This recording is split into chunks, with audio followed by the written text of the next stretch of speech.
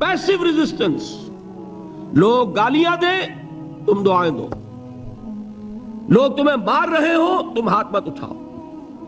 ये जो passive resistance है मकाम दावत के लिए ये लाजिम। असल में हजरत मसीह अलैहिस्सलाम के जो जुमले आमतौर पर हमारे यहां मशहूर हैं, बाइबल में हैं, उन पर हमारे कुछ उलमा फिक्रे चुस्त कर देते हैं कि ये बड़ी गैर फितरी तालीम है, यानी हजरत मसीह के ये जुमले नहीं हो सकते, इसलिए कि शरीयत का कानून तो ये है कि तुम्हारे कोई थप्पड़ मारे तो तुम थप्पड़ मारो। किसास, वलकुम फिल किसास हयातुन या उलिल अलबाब है कि नहीं? ऐ होशमंदो, किसास में जिंदगी है, बदला नहीं लोगे तो शरीरों की हौसला अफजाई होगी। उसने आज तुम्हारे थप्पड़ मारा है, तुमने बदला नहीं लिया, कल वो किसी और के लगाएगा। उसको तो यूं समझिए ना कि आदत पड़ेगी। फिर माशरे की दुरुस्ती के लिए जरूरी है कि बदला हो। एक थप्पड़ उसने लगाया है तो थप्पड़ उसके लगे तो उसके भी 14 तबक रोशन हो, ताकि किसी और को थप्पड़ मारने की जरूरत उसमें ना हो। ये सही है कि माशरे की दुरुस्ती इसी में, लेकिन जो दावत का मामला है बिल्कुल जुदा है, उसके कानून और है। हजरत मसीह के अल्फाज क्या थे या नहीं, बहरहाल इंजील में ये है, और मैं जो बात अर्ज कर रहा हूं वो ये है कि वो बिल्कुल सही है। मकाम दावत के दौरान यही तर्ज अमल सही है, और यही तर्ज अमल मोहम्मद रसूलुल्लाह ने सल्लल्लाहु अलैहि वसल्लम अपने साथियों को तलकीन फरमाया। वो क्या है? वो अल्फाज जो है इंजील के वो ये है कि अगर कोई तुम्हारे दाहिने गाल पर थप्पड़ मारे, बायां भी पेश कर दो। अगर कोई तुम्हारा चुगा लेना चाहे नालिश करके, तो तुम उसको कुर्ता भी उतार के दे दो। अगर कोई तुम्हें बेगार में 1 कोस लेकर जाना चाहे, तुम 2 कोस उसके साथ जाओ। इस पर कहा गया कि यह बड़ी गैर फितरी तालीम है। यकीनन कानून के एतबार से गैर फितरी है, दावत के एतबार से यह लाजमी है। यही दावत का यही कानून है जो 12 बरस तक मक्के में मोहम्मद रसूलुल्लाह ने नाफिज किया। सहाबा को क्या हुक्म था? तुम्हें कितना ही मारा जाए, तुम जवाब में कोई कार्रवाई नहीं कर सकते। No resistance, no retaliation. Resistance तो है, पैसिव रेजिस्टेंस। रेजिस्टेंस क्या है? कि पीछे मत हटना। वो सारा दबाव क्यों दे रहे थे कि तुम अपना ताल्लुक मुनक़ते करो मोहम्मद से सल्लल्लाहु अलैहि वसल्लम, तुम तौहीद को छोड़ो, अपने आबाई दीन में आओ। इसी के लिए प्रेशराइज कर रहे थे ना। हजरत बिलाल को मार रहा है उमैया इब्न खल्फ, हजरत खब्बाब बिन अरत रजी अल्लाह ताला अन्हु को दहकते हुए अंगारे जमीन में बिछाकर और उसके ऊपर नंगी पीठ लिटा दिया गया। आप जरा तसव्वुर कीजिए, एक शख्स देख रहा है कि दहकते हुए अंगारे बिछाए जा रहे हैं, ये मेरे लिए तैयार किए जा रहे हैं, और फिर हुक्म दिया जाता है कुर्ता उतार दो, कुर्ता उतार देता है, लेट जाओ, लेट जाता है। क्यों? बड़ी गैर फितरी बात है ये तो। उसे हाथ पांव मारने चाहिए। एक आदमी डेस्परेट हो जाए तो आपको मालूम है उसके अंदर ताकत बहुत आ जाती है। उसे नजर आ रहा हो कि मुझे तो भून देंगे, कबाब बना देंगे, तो अगर उसे इजाजत हो 2-4 को मार कर मरेगा। इजाजत नहीं। मोहम्मद ने हाथ बांध दिए सल्लल्लाहु अलैहि वसल्लम, तुम्हें इजाजत नहीं हाथ उठाने की। ये बाद में सूरह निसा में ये अल्फाज नाजिल हुए कि मुसलमानों, एक जमाना ये था कि तुम्हें हुक्म था कुफ्फू ऐदियकुम, अपने हाथ बंधे रखो। You are not allowed to retaliate.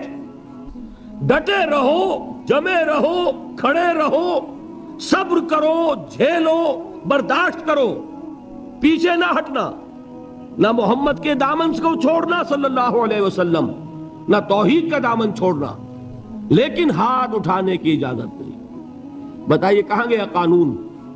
कानून तो यह है कि बदला लो, लेकिन वो कानून तो उस वक्त नाफिज होगा जब इनकलाब आ जाएगा, इस्लामी हुकूमत कायम हो जाएगी, तब आएगा ना कानून।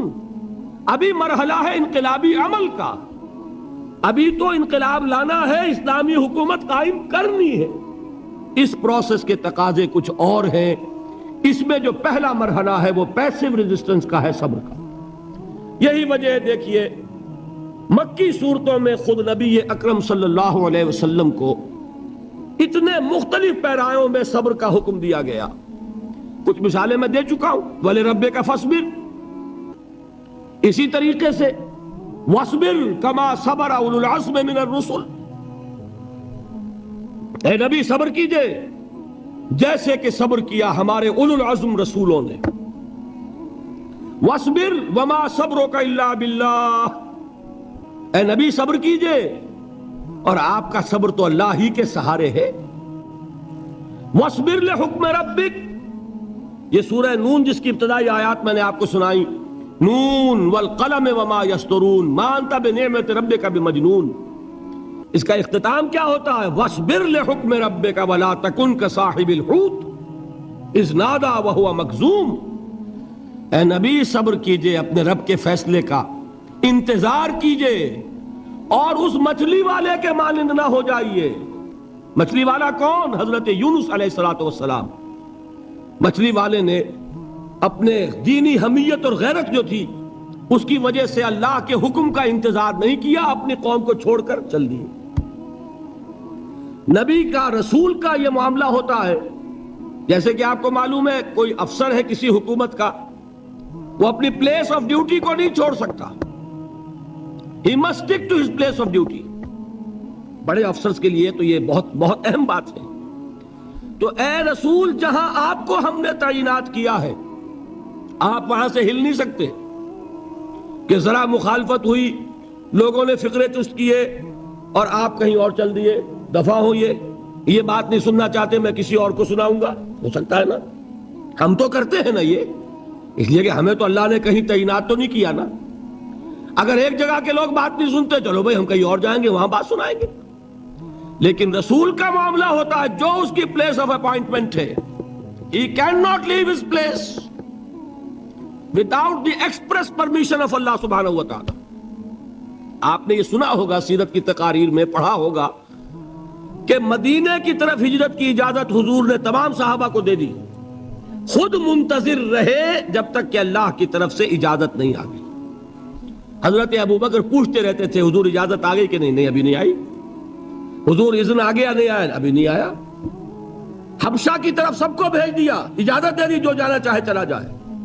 حضور کی صاحبزادی جو حضرت عثمان کے نکاح میں تھی وہ بھی ہجرت کر رہی، لیکن حضور تو نہیں گئے. رسول نہیں چھوڑ سکتا اپنی جگہ کو. یہاں تک کہ تمام تقریباً صحابہ چلے گئے، حضور رہ گئے، حضرت ابو بکر رہ گئے، حضرت علی رہ گئے. اور حضرت ابو بکر پوچھ رہے ہیں بار بار اجازت آئی یا نہیں؟ نہیں ابھی نہیں آئی. حضرت عائشہ نے واقعہ بیان کیا کہ ایک روز اچانک دوپہر کے وقت ہم نے دیکھا کہ حضور نے اپنے پورے جسم کو ڈھانپا ہوا ہے، چہرے کو بھی کپڑے میں ڈھانکا ہوا ہے اور تشریف لا رہے ہیں. یہ اس میں تعجب کی بات یہ کہ عرب میں آج بھی آپ کو معلوم ہے کہ یہ چیز جو ہے ان کی روایات کے خلاف ہے کہ دوپہر کے وقت کوئی کسی سے ملنے جائے. یہ وقت جو ہے قیلولے کا ہے، آرام کا ہے. آج کل وہ عصر اور ظہر کے مابین کا وقفہ. تو این ٹھیک دوپہر کے وقت تشریف لائے حضور. آپ نے آ کے حضرت ابو بکر سے فرمایا کہ اجازت آ گئی ہے. اس میں ایک قصہ تھوڑا سا اور بتا دوں، بہت دلچسپ ہے اور بہت ہمارے لیے سبق آموز ہے. حضرت ابو بکر نے بہت خوش ہو کر ایک بات کہی، حضور میں نے 2 اونٹنیاں تیار کی ہوئی ہیں. یعنی اب آپ وہ تو سوچتے تھے نا شاباش ملے گی کہ میں نے تیاری کی ہوئی ہے.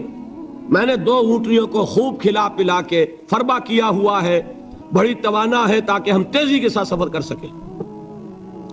حضور نے توقف کیا، فرمایا ہاں ٹھیک ہے، 1 اونٹنی میں استعمال کروں گا لیکن میں اس کی قیمت ادا کروں گا.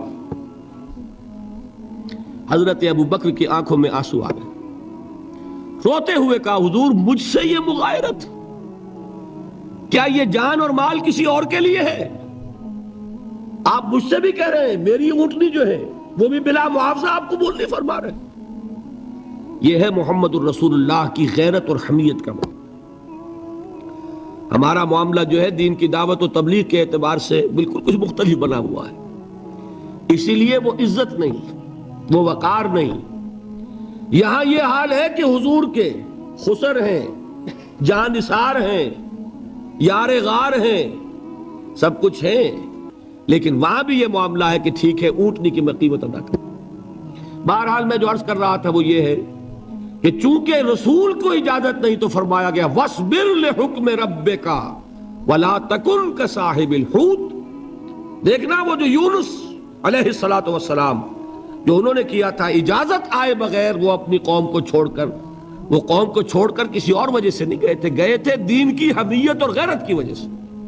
یہ بدبخت بات سننے کو تیار نہیں ہے تو دفع ہو، میں کہیں اور جا کر اللہ کی بات کہیں سناؤں گا، لیکن اجازت کے بغیر نہیں جا سکتے۔ یہی وجہ ہے کہ پکڑ ہوئی، گرفت ہوئی اور مچھلی کے پیٹ میں رہے، وہاں وہ لا الہ الا انت سبحانک انی کنت من الظالمین، اور وہاں سے پھر اللہ تعالیٰ نے نجات دی، مچھلی نے انہیں اگل دیا ساحل کے اوپر۔ یہ ایک لمبی بات ہے۔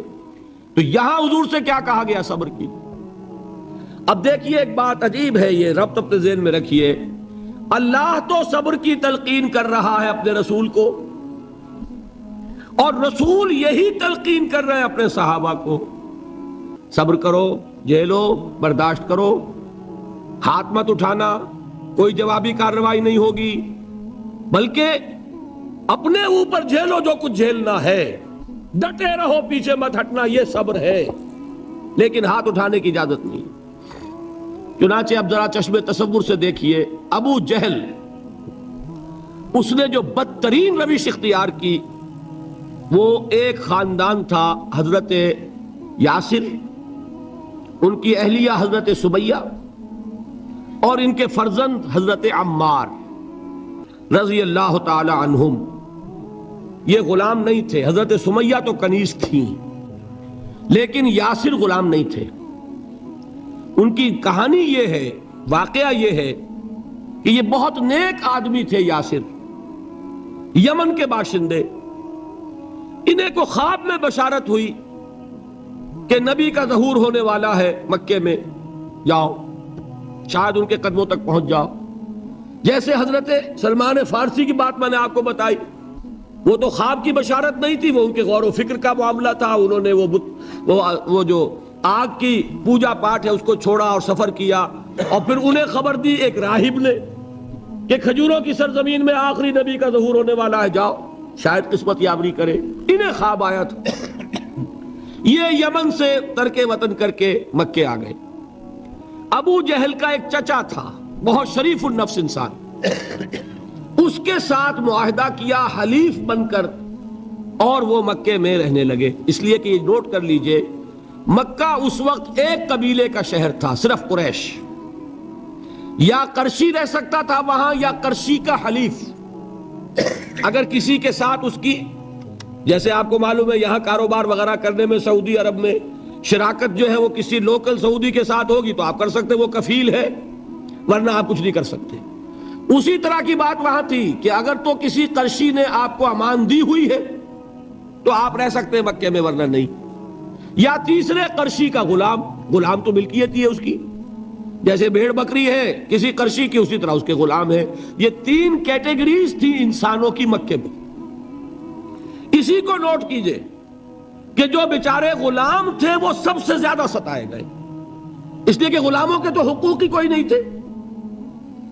ان کو تو اگر کوئی شخص اپنے غلام کو ذبح کر دیتا تھا تو بھی کوئی پوچھنے والا نہیں۔ بالکل ایسے ہی ہے نا، آپ کی بکری آپ نے ذبح کی، گوشت کھا لیا، کوئی آپ سے کوئی پوچھ سکتا؟ جب ملکیت ہے، آپ کی بکری آپ کی تھی، آپ نے ذبح کر دی۔ غلام آپ کی ملکیت تھا، آپ نے ختم کر دیا، کوئی اس میں جرم نہیں، کوئی باس پرس نہیں۔ یہ تھا حال غلاموں کا۔ بلال غلام تھے، ابو فقی غلام تھے، زنیرہ ایک کنیز تھی۔ ان کو جو ماریں پڑی ہیں اس کا آپ کو معلوم ہے۔ حضرت بلال کے ساتھ جو کچھ امیہ ابن خلف نے کیا، کہ جس طریقے سے کہ حیوانوں کی لاشیں جو ہے کھینچ کر گھسیٹ کر لے جائی جاتی ہیں، ان کی گردن میں رسی ڈال کر گھسیٹتے، اسی طریقے سے حضرت بلال کے گردن میں رسی ڈال کر ٹھیک دوپہر کے وقت مکے کی سنگلاخ گلیوں کے اندر گھسیٹا جاتا تھا۔ نیچے زمین جل رہی ہے توے کی طرح، اور ویسا بھی ہوتا تھا کہ چت لٹا دیا، اوپر سے وہ آگ مکے کا کہ سورج جو ہے ذرا نوٹ کیجئے، آگ برسا رہا، نیچے زمین توے کی طرح جل رہی، اور ایک بھاری سل بھی لا کر جو ہے سر پر رکھ دی، چھاتی پر رکھ دی گئی ہے کہ آواز نہیں نکل رہی، جھاگ نکل رہے منہ سے، لیکن اس حال میں بھی احد احد احد، ایک ایک اللہ، قل هو اللہ احد، الفاظ نکل گئے۔ یہ ہے وہ صبر، یہ ہے وہ صبر، صبر علی الابتلاء، صبر علی الایذاء۔ یہ ابتلاء اور ایذاء پر صبر ہے، جھیلو، برداشت کرو، اس توحید پر قائم رہو، محمد کی رسالت کے اقرار کرتے رہو صلی اللہ علیہ وسلم، لیکن ہاتھ نہیں اٹھانا۔ اب میں آپ کو بتا رہا تھا یہ تو غلام تھے، یہ جو تھے یاسر، یہ حلیف تھے، غلام تو نہیں تھے نا۔ البتہ وہ ابو جہل کے چچا کی کنیز تھی یہ سمیہ، انہوں نے اجازت لے کر ان سے نکاح کر لیا، یہ تو کنیز رہیں گی۔ بیٹا جو ہوا وہ بھی ایک طرح سے جب کنیز زیادہ ہے تو غلام ہو گیا، عمار ابن یاسر۔ وہ جو شخص تھا بہت شریف النفس ابو جہل کا چچا، وہ مر گیا، اب ابو جہل جو ہے اس خاندان کا سربراہ ہے، لہذا یہ تینوں جو افراد ہیں وہ اس کے رحم و کرم پر ہیں۔ یاسر کو بھی پروٹیکشن اگر ہے تو ابو جہل کی ہے، ابو جہل جو چاہے کرے، اور سمیہ تو کنیز ہے ہی، اس کا تو کوئی حق ہے ہی نہیں، جو چاہے کرے، اور عمار ان دونوں کا بیٹا ہے، لہذا بدترین معاملہ کیا ابو جہل نے ان تین افراد کے ساتھ۔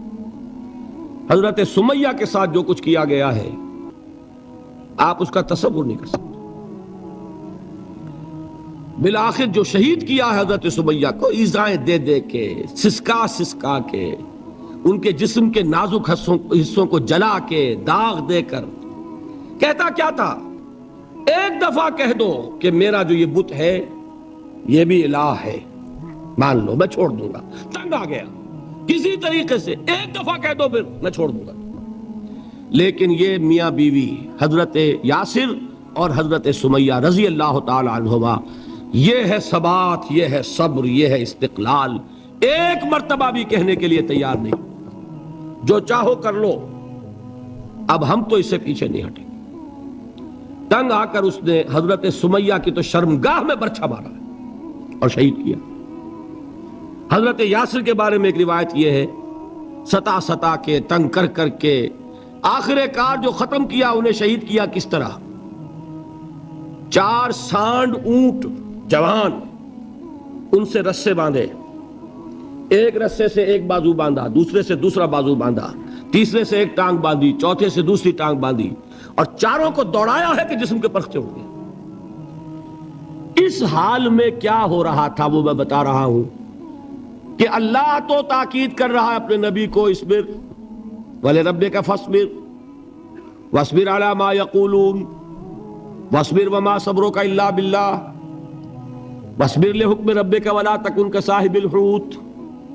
اس وقت سامنے سے حضور گزرتے تھے جبکہ آل یاسر کے ساتھ یہ معاملہ ہو رہا ہے، کیا فرماتے تھے، اصبروا یا آل یاسر فَإِنَّ مَوْعِدَكُمُ الْجَنَّةُ، اے یاسر کے گھر والوں صبر کرو، جھیلو، اس لیے کہ تمہارے وعدے کی جگہ جنت ہے۔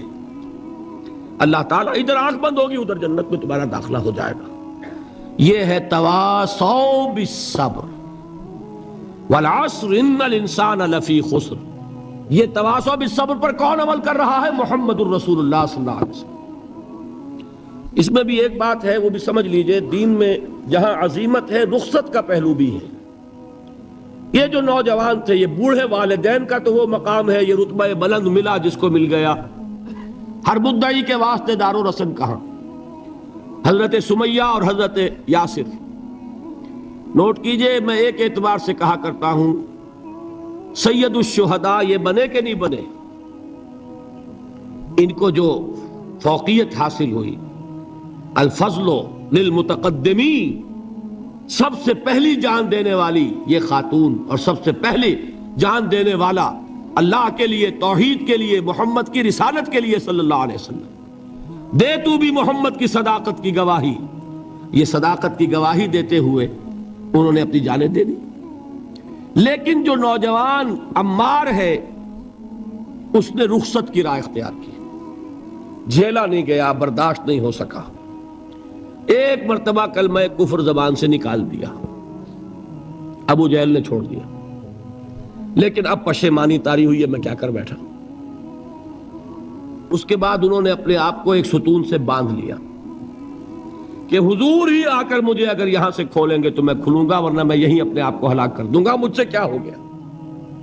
حضور خود تشریف لائے، دست مبارک سے کھولا، کہا کہ یہ بھی دین میں اجازت ہے، کلمہ کفر کہہ کر جان بچا لینے کی اجازت ہے، یہ رخصت ہے، عزیمت نہیں ہے۔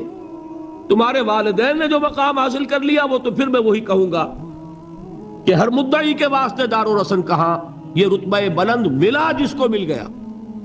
البتہ دین میں یہ ہے، آیت بھی ہے قرآن مجید کی، وَقَلْبُهُ مُطْمَئِنٌ بِالْإِيمَانِ، دل ایمان پر جمع ہوا ہو، کسی وقت محض جان بچانے کے لیے کلمہ کفر کہہ دینا، دل پر کوئی آنچ اس کی نہ آ رہی ہو تو اس کی اجازت ہے۔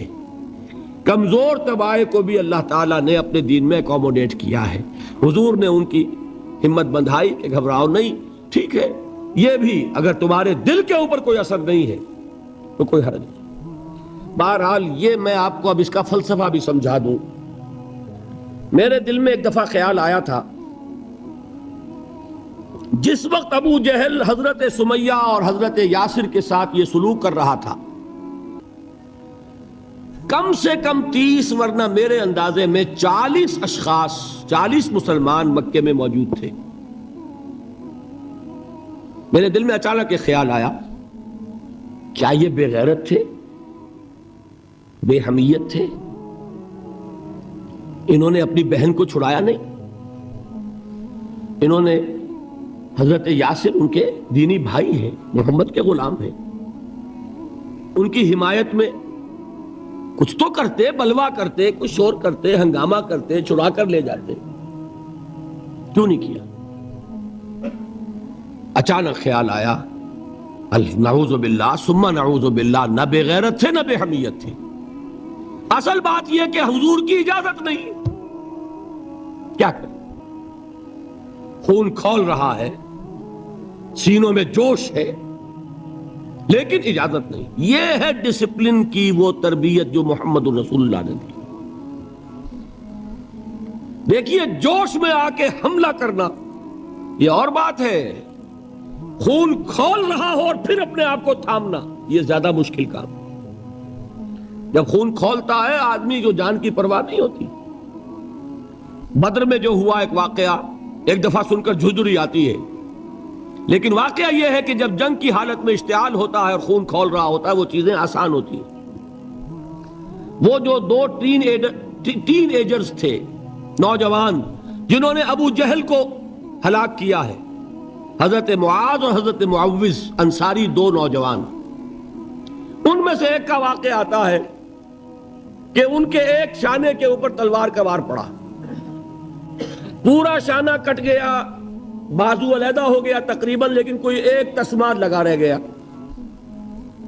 کوئی ایک ٹینڈن ہوگا، وہ جو ہوتا ہے سخت سا سفید سا، وہ کوئی لگا ہوا ہے، انہیں پرواہ نہیں ہے، وہ دوسرے ہاتھ سے لڑ رہے ہیں، لیکن یہ ہاتھ جو ہے یہ اب چونکہ قابو میں تو ہے نہیں، کنٹرول میں نہیں، مسلز کٹ چکے، تو یہ رکاوٹ بن رہا ہے۔ ان کے بارے میں آتا ہے اس ہاتھ کو اپنے پاؤں کے نیچے دبایا اور کھینچا اور پھینک دیا کہ یہ اس وقت میرے اس راستے میں رکاوٹ بن رہا ہے، جسم کا حصہ میرا۔ تو یہ بات بھی میرے نزدیک اتنی مشکل نہیں ہے جتنی مشکل یہ ہے کہ خون کھول رہا ہو لیکن چونکہ اجازت نہیں ہے لہذا کوئی اقدام نہ کیا۔ یہ زیادہ کڑا امتحان ہے، یہ زیادہ سخت مشکل ہے، اور اس کی تربیت دی محمد الرسول اللہ نے۔ ویسے میں نے 12 برس کہا ہے لیکن 8 برس کہنا چاہیے، اس لیے کہ مکی دور کے 12 سالوں میں سے 4 سال جو ہیں وہ صرف زبانی کلامی ایذا تھی، اور اس کا بھی ہدف تھے صرف حضور۔ وہ جو میں نے بتایا، پاگل ہے، مجنوں ہے، شاعر ہے، ساحر ہے، ایک عجمی غلام اپنے گھر میں رکھا ہوا ہے، اس سے ڈکٹیشن لیتے رہتے ہیں، آ کے ہم پر دھوس جماتے ہیں، مجھ پر وحی نازل ہوئی ہے۔ یہ سب کچھ ہوا 4 برس تک، لیکن ہوا صرف حضور کے ساتھ کہ انہیں ڈی مورلائز کر دو، ان کی ہمت ختم ہو جائے، خود بخود یہ بات بیٹھ جائے گی بتاشے کی طرح۔ لیکن جب انہوں نے دیکھا کہ نہ محمد بدل ہوئے صلی اللہ علیہ وسلم، نہ ان کے ساتھی بدل ہوئے، یہ تو دعوت پھیل رہی ہے، ہمارے نوجوان جو ہے اب ان کے حلقے میں شامل ہو رہے ہیں. ہمارے اپنے لختے جگر، ہمارے اپنے چشم و چراغ. کون تھے مصعب بن عمیر؟ کون تھے عثمان غنی؟ کون تھے سعد ابن ابی وقاص؟ قریش کے اعلیٰ گھرانوں کے چشم و چراغ نوجوان. وہ آ رہے ہیں، محمد کے ہاتھ پر بیعت کر رہے ہیں، اسلام لا رہے ہیں صلی اللہ علیہ وسلم. انہوں نے دیکھا یہ ہمارے غلاموں میں بھی یہ آگ پھیل گئی.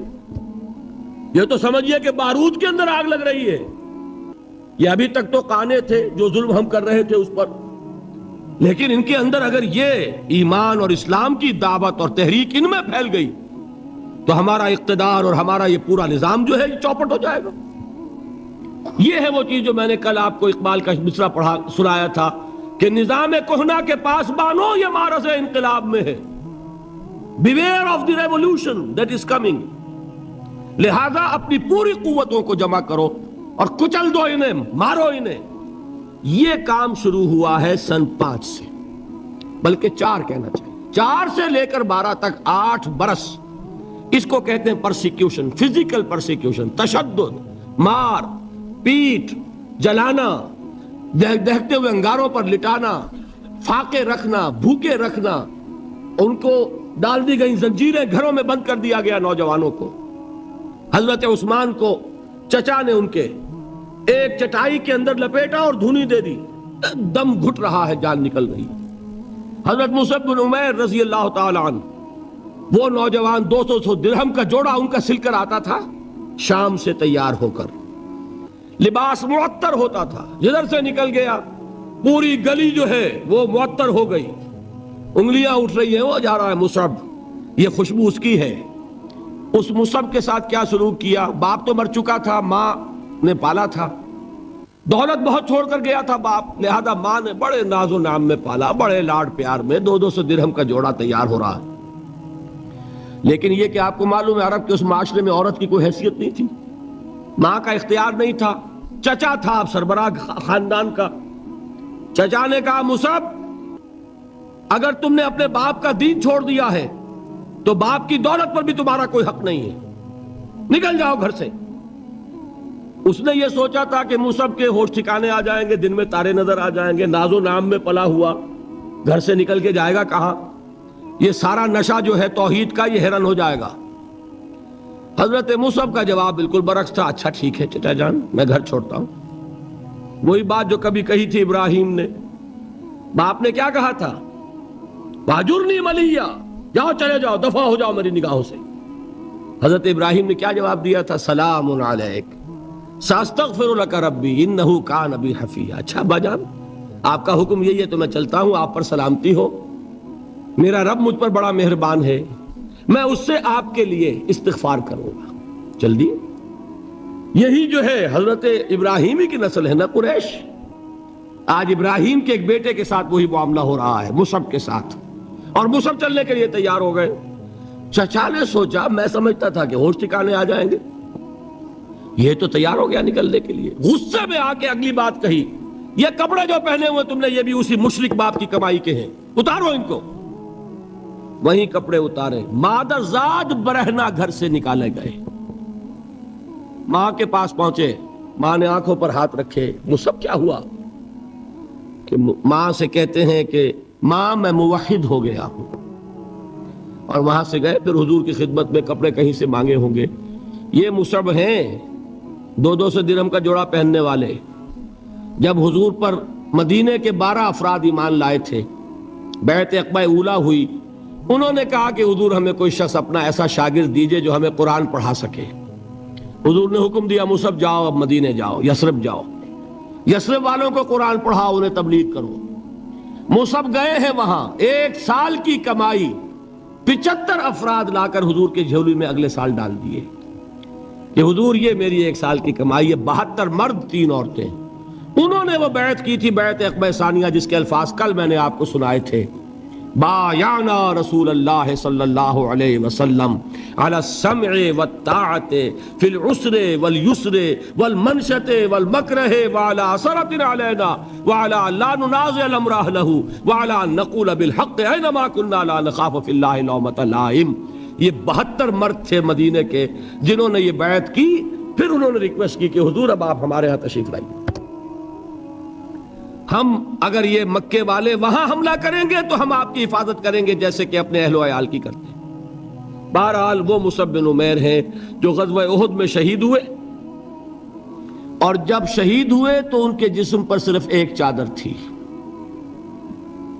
ایک بات تو یہ نوٹ کیجئے، موضوع سے ذرا بات تھوڑی ادھر ادھر جا رہی ہے، لیکن یہی چیزیں ہیں اصل میں کہ جو ہمارے دلوں کو منور کرنے والی ہیں نور ایمان سے۔ وہ علم بردار تھے غزوہ احد میں، جھنڈا مسلمانوں کا ان کے پاس تھا۔ ایک ہاتھ پر ایک شانے پر وار پڑا، ہاتھ کٹ گیا، دوسرے سے تھاما، دوسرے پہ کٹ گیا، اب دونوں حصوں کے بچے ہوئے ٹکڑوں سے جھنڈے کو تھاما، گرنے نہیں دیا، یہاں تک کہ شہید ہو گئے۔ گرے ہیں تو جھنڈا گرا ہے۔ شکل میں حضور سے بہت مشابہ تھے، خبر اڑ گئی کہ محمد شہید ہو گئے صلی اللہ علیہ وسلم۔ یہ مصعب بن عمیر کا واقعہ ہے۔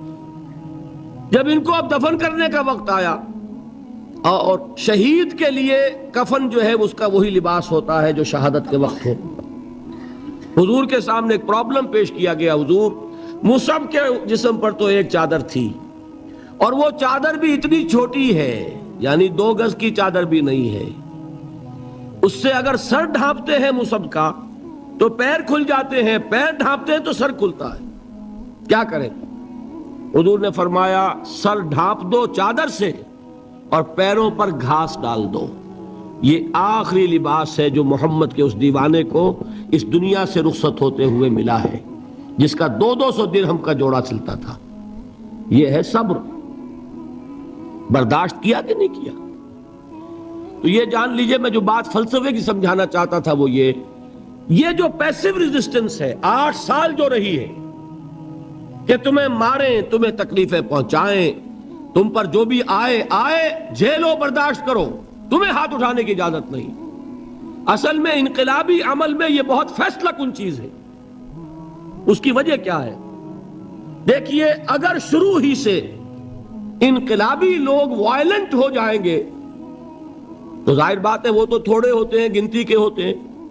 جو نظام قائم ہے اس کے پاس طاقت بہت ہوتی ہے، اس نظام کو اخلاقی جواز حاصل ہو جائے گا ان کو کچل دینے کا، ختم کر دینے کا۔ اب جب کہ وہ ہاتھ نہیں اٹھا رہے تو اخلاقی جواز تو نہیں ہے نا۔ اب اگر مارا جا رہا ہے تو عوام الناس کی دلی ہمدردیاں ان کے ساتھ ہوتی چلی جاتی ہیں۔ یہ امیہ ابن خلف نے بلال کو آج اتنا مارا، کیوں مارا؟ کیا بلال نے کوئی چوری کر دی تھی؟ نہیں بھائی۔ کیا کوئی اور گستاخی کی تھی اپنے آقا کی؟ نہیں۔ کہیں معاذ اللہ اس نے اپنے آقا امیہ ابن خلف کی بیٹی کے اوپر تو کوئی نہیں ہاتھ اٹھا دیا تھا؟ نہیں۔ تو کیا وجہ ہوئی؟ بس صرف یہ وجہ ہے کہ وہ ایک اللہ کو مانتا ہے اور محمد پر ایمان لے آیا صلی اللہ علیہ وسلم۔ بتائیے اس کا کیا اثر ہوگا؟ یہ خباب بن الارت پیشے کے لحاظ سے لوہار تھے۔ سوچئے ایک زندہ انسان کو دہتے ہوئے انگاروں پر لٹایا جا رہا ہے، ان انگاروں سے کھال جلی، کمر کی چربی پگھلی، اس پگھلنے والی چربی سے وہ انگارے ٹھنڈے پڑے۔ یہ سب کچھ جھیل رہا ایک شخص۔ سوچنے والوں نے سوچا نہیں ہوگا کیا جرم تھا ان کا؟ تو بڑا شریف آدمی ہے، بہت اچھا کاریگر ہے، وقت پر کام دیتا ہے، مناسب اجرت لیتا ہے، یہ کیا ہوا؟ یہ کوئی جرم نہیں، جرم صرف ایک ہے، ایک اللہ کو مانتا ہے اور محمد کے دامن سے وابستہ ہے صلی اللہ علیہ وسلم۔ آپ سوچئے، دیکھیے ایک لفظ ہم بولا کرتے ہیں سائلنٹ میجورٹی۔ واقعہ یہ ہے کہ کسی بھی معاشرے میں میجورٹی ہمیشہ سائلنٹ رہتی ہے، وہ سائلنٹ سپیکٹیٹر ہوتی ہے، دیکھتی رہتی ہے کیا ہو رہا ہے۔ لیکن سائلنٹ میجورٹی سائلنٹ ہوتی ہے، اندھی بہری تو نہیں ہوتی، دیکھتی تو ہے کہ کیا ہو رہا ہے، سن تو رہی ہے کہ کیا چرچے ہیں۔ اب جب وہ دیکھتے ہیں کہ کچھ شریف لوگ ہیں، بڑے ہی اعلیٰ اخلاق والے لوگ ہیں، ان پر تشدد ہو رہا ہے، انہیں مارا جا رہا ہے، انہیں ستایا جا رہا ہے، ان پر کوڑے برس رہے ہیں، انہیں دہتے ہوئے انگاروں پر لٹایا جا رہا ہے، ان کا کوئی جرم نہیں، کوئی ان کی خطا نہیں، سوائے اس کے کہ ایک اللہ کو مانتے ہیں انہوں نے کسی کو نقصان نہیں پہنچایا، انہوں نے کسی کا بال بیکا نہیں کیا، انہوں نے کسی پر دست درازی نہیں کی، وہ تو دعائیں دے رہے ہیں انہوں نے۔ اس کا نتیجہ کیا نکلتا ہے؟ اندر ہی اندر سائلنٹ میجورٹی کنورٹ ہوتی ہے۔ وہ جرات تو نہیں ہوتی کہ برملا اعلان کریں، لیکن دل ان کے بدل رہے ہیں۔ اور آپ کو معلوم ہے ایک مصرع بڑا پیارا ہے، جو دلوں کو فتح کر لے وہی فاتح زمانہ۔ یہ دل فتح ہو رہے تھے اس وقت، یہ 8 برس میں محمد نے صلی اللہ علیہ وسلم قریش کے دل فتح کیے، چاہے وہ ایمان نہیں لائے، لیکن اندر سے انہیں نظر آ رہا تھا کہ کون کیا ہے۔ یہ ہے پیسو ریزسٹنس، یہ ہے صبر محض۔ انقلابی عمل میں، اقامت دین کی جد و جہد میں پہلا مرحلہ یہ ہے صبر کا۔ دوسرا مرحلہ کیا ہے؟ جب اتنی قوت ہو گئی کہ اب آپ کو اندازہ ہے کہ اب آپ اس باطل نظام کے خلاف اقدام کر سکتے ہیں۔ دیکھیے ریولوشنری پروسیس کسے کہتے ہیں؟ پہلے ایک انقلابی نظریہ، اس کی اشاعت ہوگی، جو لوگ اس کو قبول کریں گے انہیں آرگنائز کیا جائے گا، ایک پارٹی کی شکل دی جائے گی، پھر ان کی تربیت ہوگی، جیسا انقلاب لانا ہے ویسی تربیت کرنی ہوگی۔ اب ٹکراؤ ہوگا اس باطل نظام کے ساتھ، غلط نظام کے ساتھ۔ اس ٹکراؤ کا پہلا مرحلہ یہ ہے، جب تک اتنی تعداد آپ کے پاس نہ ہو کہ آپ فیصلہ کن اقدام کر سکیں، اس وقت تک دعوت ہی دینی ہے، لوگوں کی تعداد اپنے اندر شامل کرنی ہے، اپنی قوت بڑھانی ہے، اپنی تربیت کرنی ہے، اپنی اصلاح کرنی ہے، اور صبر کرنا ہے، ریٹیلیٹ نہیں کرنا، اقدام نہیں کرنا، جوابی کارروائی نہیں کرنی۔ یہ کام ہے جو 12 برس میں مکے میں مکمل ہو گیا۔ اب کیا ہوا؟ ایک تعداد اب ہے حضور کے جانثاروں کی۔ یہ تعداد کیسے لوگوں کی ہے؟ ڈیووٹڈ، ڈیڈیکیٹڈ، اپنی زندگیاں وقف کیے ہوئے لوگ، ہر طرح کے امتحان سے گزر چکے، بھٹیوں میں سے نکل چکے، تربیت ہو چکی، منظم ایسے ہیں کہ جو حضور کا حکم ہے اس پر عمل پیرا ہے۔ سمع و طاعت، سنو اور اطاعت کرو، جس کا میں عرض کر چکا ہوں، اس سے بڑا کٹھن معاملہ نہیں ہو سکتا کہ تمہیں دہتے ہوئے انگاروں پر لٹا دیا جائے، تمہیں ہاتھ اٹھانے کی اجازت نہیں ہے۔ اس پر بھی پورے اترے صحابہ کرام، کسی نے ریٹیلیٹ نہیں کیا۔ اب معلوم ہوا، اور اللہ نے ایک جگہ عطا فرما دی مدینہ منورہ، کہ وہاں حضور کو تمکن عطا فرما دیا، بیس مل گیا اب انقلابی عمل میں اقدام کا۔ بیس بھی ہے مدینہ، طاقت بھی ہے صحابہ کرام کی۔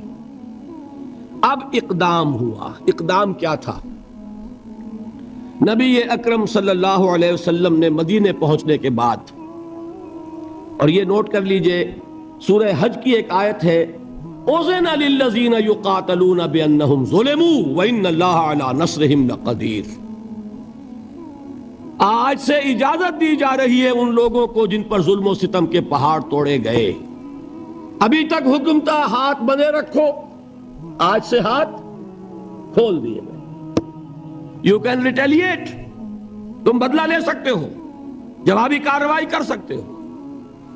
یہ آیت نازل ہوئی، حضرت عبداللہ ابن عباس کی یہ رائے ہے کہ یہ آیت نازل ہوئی ہے دوران سفر ہجرت، جب حضور مکے سے مدینے تشریف لے جا رہے تھے۔ یہ آیت نازل ہوئی، یہ گویا کہ ٹرننگ پوائنٹ ہے کہ اب تک تو تمہیں حکم یہ تھا کہ چاہے تمہارے جسم کے ٹکڑے اڑا دیے جائیں، تم کوئی جوابی کارروائی نہیں کر سکتے۔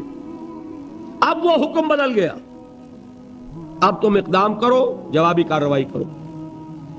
حضور نے کیا کیا اس کو سمجھ لیجئے، یہ سیرت کا بہت اہم باب ہے اور نگلیکٹڈ ہے، توجہ نہیں ہوئی اس پر۔ واقعات موجود ہیں سیرت کی کتابوں میں، ان واقعات کی اہمیت کیا ہے، ان سے کیا نتیجہ نکلتا ہے، اس پر زیادہ توجہ نہیں ہوئی۔ حضور نے مدینے پہنچ کر 6 مہینے تو کوئی اقدام نہیں کیا، اپنی پوزیشن کو کنسولیڈیٹ کیا۔ 3 اہم کام کیے، مسجد نبوی کی تعمیر کے ایک مرکز وجود میں آ جائے. وہی اب آپ کی تربیت گاہ ہے، وہی خانقاہ ہے، وہی گورنمنٹ ہاؤس ہے، وہی درسگاہ ہے. اصحاب صفہ ہے، حضور صلی اللہ علیہ وسلم ہے، نماز با جماعت ہے، خطبہ جمعہ ہے. تو خانقاہ بھی وہی، تربیت گاہ بھی وہی، درسگاہ بھی وہی، گورنمنٹ ہاؤس بھی وہی. دوسرا کام کیا کیا؟ جو یہودی قبائل تھے ان کو جکڑ لیا معاہدوں میں، معاہدے کر لیے تاکہ مدینے کے ڈیفنس کے لیے جوائنٹ ڈیفنس، اگر مدینے پر حملہ ہوگا طے ہو گیا کہ مل جل کر ڈیفینڈ کریں گے. یہ ایک بہت بڑا اقدام ہے. یہ تو آپ جو مستشرقین ہیں ان کی اگر کتابیں پڑھیں، Muhammad at Mecca, Muhammad at Medina by Montgomery Watt, تو آپ کو پتا چلے گا کہ کیا کیا تعریفیں لوگوں نے کی ہے کہ یہ کس قدر اہم اقدام تھا اور کتنی دور بینی اور پیش بندی کا معاملہ کیا تھا محمد رسول اللہ نے. تیسرا کام کیا کیا؟ مواخات مہاجرین اور انصار کو جوڑ کر ایک وحدت بنانا. آپ کو معلوم ہے اس کی تاریخ میں کوئی مثال نہیں ہے. ایک انصاری ایک مہاجر بھائی ہو گئے تو لوگوں نے گھر تقسیم کر دیے، دکانیں تقسیم کر دی، کاروبار بانٹ دیے. یہاں تک واقعہ ملتا ہے کہ ایک انصاری صحابی اپنے مہاجر بھائی کو گھر لے گئے، فرمایا یہ میری 2 بیویاں ہیں، ان میں سے جو تمہیں پسند ہو اشارہ کر دو، میں ابھی طلاق دے دوں گا تاکہ تم ان سے شادی کر لو. میں یہ برداشت کرنے کو تیار نہیں کہ میرے گھر میں 2 بیویاں ہوں اور میرے بھائی کا گھر جو ہے وہ آباد نہ. کوئی مغالطہ آپ کو نہ ہو جائے، کوئی غلط دلیل اس سے آپ نہ لیں. اس وقت تک پردے کا حکم نہیں آیا تھا، پردے کا حکم بعد میں آیا. وہ سن 5 میں آیا، 6 میں آیا، سورہ نور میں، سورہ احزاب میں. یہ تو 5 اور 6 کی صورتیں ہیں. یہ واقعہ ہو رہا ہے سن 1 ہجری میں. تو ابھی پردے کا حکم تھا نہیں، پردہ اس معاشرے میں تھا نہیں. گھر لے گئے سیدھے، یہ 2 بیویاں ہیں اور ان میں بھی چوائس تمہارا، جو تم پسند کرو. یہ 3 کام ہے انٹرنل کنسولیڈیشن. اور اس کے بعد آپ نے اب چھاپا مار دستے بھیجنے شروع کر دیے. مکے کے خلاف اقدام، وہ اقدام کیا ہے؟ جدید اصطلاح میں بات سمجھا دوں گا. 2 کام: political isolation of Quraysh and economic blockade of Mecca. حضور تشریف لے گئے، ایک قبیلے سے آپ نے معاہدہ کر لیا. وہ قبیلہ یا تو پہلے حلیف تھا قریش کا، اب حلیف ہو گیا محمد کا صلی اللہ علیہ وسلم. قریش کی آئسولیشن ہو رہی ہے اور حضور کی قوت بڑھ رہی ہے. یا یہ کہ ان کا بھی معاہدہ ہو گیا، ان کا بھی ہو گیا، تو نیوٹرل تو ہو گیا نا. یہ ہے پولیٹیکل آئسولیشن آف قریش. اور اکنامک بلاکیڈ کیا ہے؟ قریش کا کیا تھا ذریعہ معاش؟ تجارت. تجارتی قافلے کہاں جاتے تھے؟ شام. وہ راستہ گزرتا تھا بدر کے پاس سے، اور جاتے تھے یمن. وہ راستہ گزرتا تھا طائف ہو کر. حضور نے دونوں پر دستے بھیجنے شروع کر دیے. He proved his military presence on the caravan routes of Quraysh. بات سمجھ رہے؟ اور ایک جو اس میں خاص طور پہ لشکر بھیجا آپ نے، وہ نخلا بھیجا. نخلا ایک وادی ہے، آپ حضرات اگر کبھی گئے ہو تو مکے سے جب طائف کی طرف جاتے ہیں تو درمیان میں وادی آتی ہے، وادی نخلا. اب آپ اندازہ کیجئے کہاں مدینہ، وہاں سے ایک لشکر کیا چھوٹا سا دستہ، 12 افراد، ایک چھوٹا سا چھاپا مار دستے تو ایسے ہی ہوتے ہیں چھوٹے، وہ لشکر تھوڑا ہی ہوتا ہے. حضرت عبداللہ ابن جہش اس کے کمانڈر، انہیں ایک سیلڈ لیٹر دیتے ہیں حضور، مہر لگا ہوا کہ مدینے سے 2 دن کی مسافت پر باہر نکل کر پھر کھولنا اس کو، اور جو اس میں لکھا ہوا ہے انسٹرکشنز جو ہے کیری آؤٹ کرو. اتنی سیکریسی. جب وہ نکلے 2 دن کے فاصلے پہ باہر چلے گئے، کھولا، لکھا ہے وادی نخلا میں قیام کرو اور وہاں جا کر قریش کی نقل و حرکت پر نگاہ رکھو اور ہمیں اطلاع دیتے رہو. اب یہ 300 میل کا سفر کر کے وہاں پہنچے ہیں. وہاں اتفاق سے ایک قافلہ قریش کا گزر رہا تھا، اس سے مٹ بھیڑ ہو گئی، مقابلہ ہوا، ایک آدمی قرشی جو ہے کافر مشرک، وہ ان کے ہاتھوں مارا گیا، 2 کو انہوں نے گرفتار کیا، باقی بھاگ گئے، تو جو مال غنیمت تھا وہ لے کر آ گئے۔ حضور ناراض ہوئے کہ میں نے تمہیں اس کا حکم نہیں دیا تھا، میں نے صرف یہ کہا تھا کہ وہاں قیام کر کے ہمیں انفارم کرتے رہو۔ لیکن یہ بات ریکارڈ پر آ جانی چاہیے کہ ہجرت کے بعد پہلا قتل جو ہوا مسلمانوں کے ہاتھوں ایک مشرک کا ہوا، یہ تھی جس نے مکے میں آگ لگا دی۔ اتنی جرت ہو گئی محمد کی صلی اللہ علیہ وسلم۔ ادھر سے وہ ابو سفیان لے کر گئے ہوئے تھے قافلہ، تجارتی قافلہ، وہ واپس آ رہا تھا، اس کی طرف سے ایک پیغام پہنچ گیا کہ میرے قافلے کو خطرہ ہے محمد کے آدمیوں سے صلی اللہ علیہ وسلم، لہذا فوراً کوئی انتظام کرو مدد کا۔ یہ ہے وہ چیز جس کی آڑ لے کر ابو جہل جیسے لوگوں نے لشکر تیار کیا اور بدر کی طرف مارچ کیا۔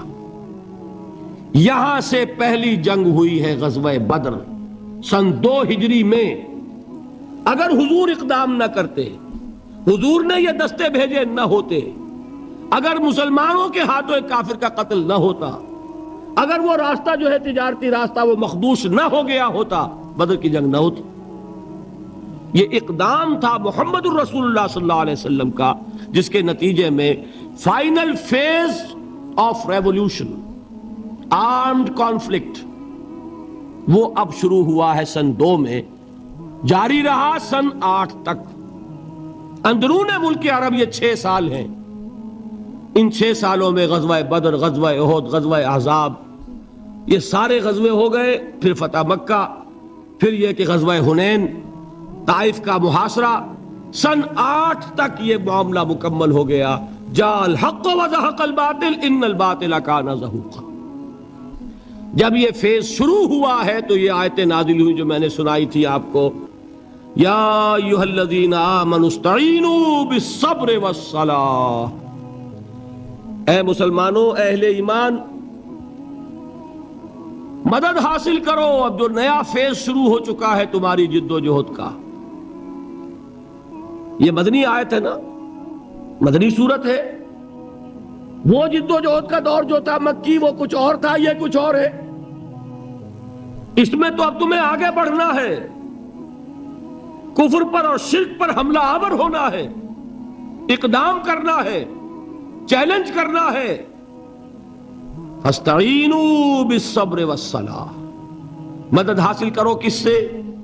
صبر سے اور نماز سے۔ ان اللہ مع الصابرین، جان لو کہ اللہ تعالیٰ صبر کرنے والوں کے ساتھ۔ ولا تقولوا لمن يقتل في سبيل الله اموات، اور ہرگز نہ کہو اسے جو اللہ کی راہ میں قتل ہو جائے کہ وہ مردہ ہے۔ بل احیاء ولکن لا تشعرون، نہیں، وہ زندہ ہے لیکن تمہیں ان کا شعور نہیں ہے۔ اور سنیے اب یہ آیت اہم ترین ہے صبر کے موضوع پر۔ وَلَنَبْلُوَنَّكُمْ بِشَيْءٍ مِّنَ الْخَوْفِ وَالْجُوعِ وَنَقْصٍ مِّنَ الْأَمْوَالِ وَالْأَنفُسِ وَالثَّمَرَاتِ وَبَشِّرِ الصَّابِرِينَ، اور دیکھو ہم تمہیں آزمائیں گے۔ وَلَنَبْلُوَنَّكُمْ، ہم لازماً آزمائیں گے تمہیں، بِشَيْءٍ مِّنَ الْخَوْفِ، خوف کی کیفیت طاری کر کے، والجوع، بھوک، فقر اور فاقہ، ونقص من الاموال، مالی نقصان، والانفس، جانی نقصان، والثمرات، اور ثمرات، پھلوں اور میووں کا نقصان۔ میرے نزدیک یہاں پر ثمرات کا مفہوم ایک اور بھی ہے۔ ایک تو صاف تھا کھجور کی فصل تیار ہے، غزوہ تبوک جانے کا حکم مل گیا، کون اتارے گا؟ اور کھجور وقت پر اتری نہیں، برباد ہو جائے گی۔ یہ ہو رہا ہے نا میووں کا نقصان۔ اور میرے نزدیک یہاں یہ بھی ہے، بسا اوقات بہت سی محنتوں کا نتیجہ انسان دیکھتا ہے کہ ضائع چلا گیا، میں نے 10 سال محنت کی، حاصل کوئی نہیں نکلا۔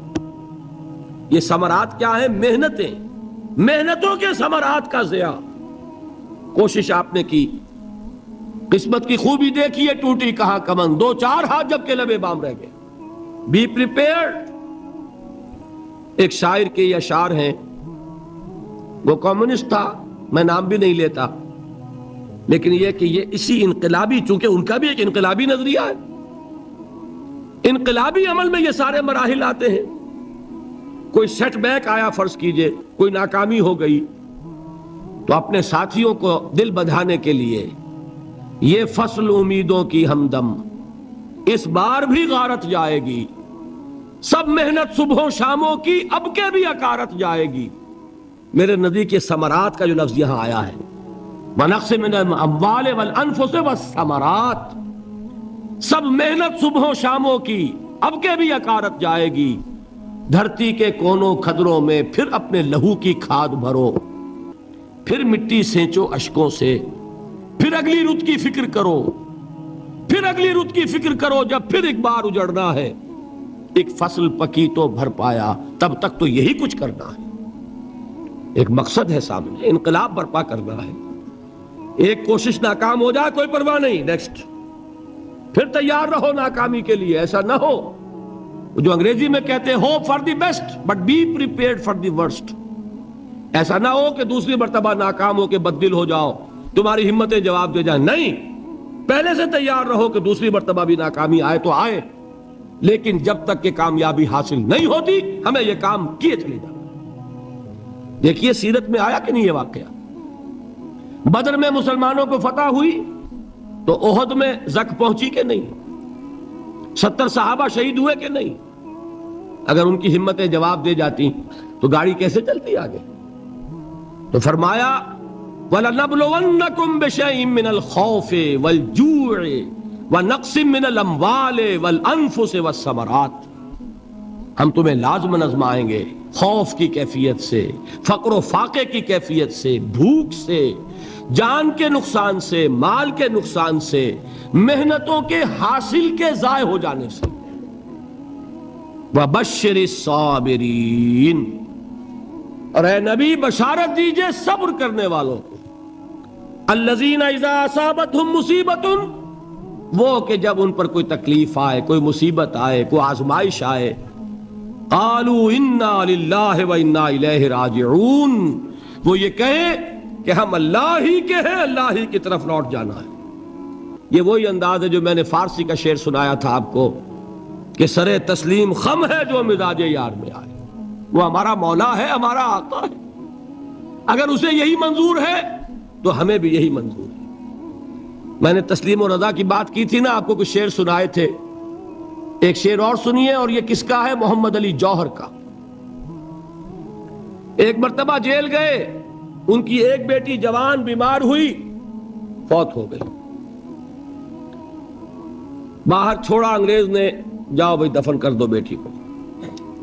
دوسری مرتبہ جیل گئے، دوسری جوان بیٹی اسی مرض میں مبتلا ہوئی. اب یہ جیل میں ہے، خبر پہنچی کہ دوسری بیٹی کے اوپر بھی اسی مرض کا حملہ ہوا ہے. ایک نظم لکھی ہے جس کا آخری شعر یہ ہے، تیری صحت ہمیں منظور ہے لیکن اس کو نہیں منظور تو پھر ہم کو بھی منظور نہیں. یہ ہے، جب تک یہ کیفیت نہ ہو اس میدان میں آدمی ثابت قدم نہیں رہ سکتا.